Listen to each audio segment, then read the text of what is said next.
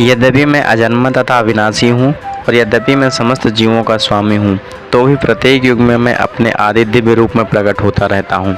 भगवान ने अपने जन्म की विलक्षणता बतलाई है। यद्यपि वे सामान्य पुरुष की भांति प्रकट हो सकते हैं, किंतु उन्हें विगत अनेक जन्मों की पूर्ण स्मृति बनी रहती है, जबकि सामान्य मनुष्यों को कुछ ही घंटे पूर्व की घटना स्मरण नहीं रहती। यदि कोई पूछे कि एक दिन पूर्व इसी समय तुमने क्या कर रहे थे, तो सामान्य व्यक्ति के लिए इतना तत्काल उत्तर दे पाना कठिन होगा। उसे स्मरण करने के लिए अपनी बुद्धि को कुरेदना पड़ेगा कि वह कल इसी समय क्या कर रहा था। फिर भी लोग प्रायः अपने को ईश्वर या कृष्ण घोषित करते रहते हैं। मनुष्यों को ऐसी निरर्थक घोषणाओं से भ्रमित नहीं होना चाहिए।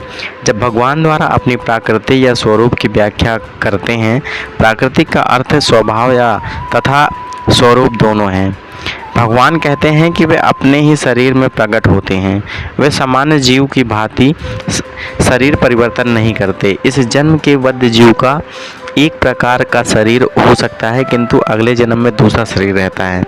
भौतिक जगत में जीवों का कोई स्थायी शरीर नहीं है, अपितु वह एक शरीर से दूसरे शरीर में देहांतरण करता रहता है। किंतु भगवान ऐसा नहीं करते। जब भी वे प्रकट होते हैं तो अपनी अतरंगा शक्ति से वे अपने उसी अद्ध शरीर को प्रकट होते हैं। दूसरे शब्दों में श्री कृष्ण इस जगत में अपने आदि शाश्वत स्वरूप में दो भुजाओं में बांसुरी धारण किए अवतरित होते हैं।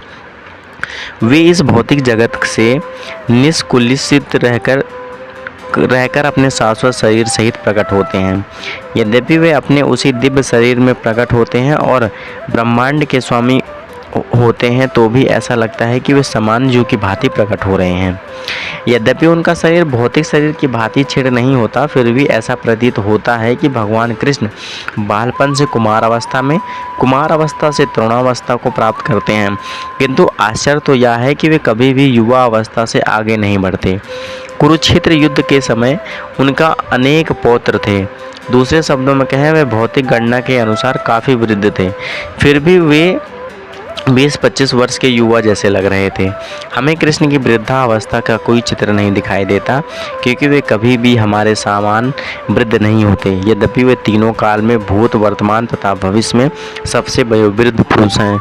ना तो उनका शरीर और ना ही उनकी बुद्धि कभी क्षीण होती है या बदलती है। अतः यह स्पष्ट है कि इस जगत में रहते हुए भी वे उसी अजन्मा सच्चिदानंद के रूप में है, जिनके दिव्य शरीर तथा बुद्धि में कोई परिवर्तन नहीं होता। वस्तुतः उनका अभिभाव तथा तिरोभाव सूर्य के उदय तथा अस्त के समान है, जो हमारे सामने घूमता हुआ हमारी दृष्टि से ओझल हो सकता है। जब सूर्य हमारी दृष्टि से ओझल रहता है तो हम सोचते हैं कि सूर्य अस्त हो गया है, और जब हमारे समक्ष होता है तो हम सोचते हैं कि वह क्षितिज में है। वस्तुतः सूर्य स्थिर है, किंतु अपनी अपूर्ण एवं त्रुटिपूर्ण इंद्रियों के कारण हम सूर्य को उदय तथा अस्त होने की परिकल्पित करते रहते हैं। और चूंकि भगवान का प्रकट तथा तिरोधान सामान्य जीव से भिन्न है, अतः स्पष्ट है कि वे शाश्वत हैं, अपनी अतरंगा शक्ति के कारण आनंद स्वरूप और इस भौतिक प्रकृति द्वारा कभी कलुषित नहीं होते।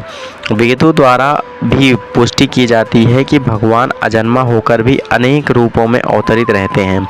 वैदिक साहित्य से भी पुष्टि मिलती है कि यद्यपि भगवान जन्म लेने प्रतीत होते हैं, किंतु वे शरीर परिवर्तन नहीं करते हैं। श्रीमद् भागवत गीता में भी वे अपनी माता के समक्ष नारायण रूप में 4 भुजाओं तथा 4 भुजाओं से युक्त होकर के प्रकट होते हैं।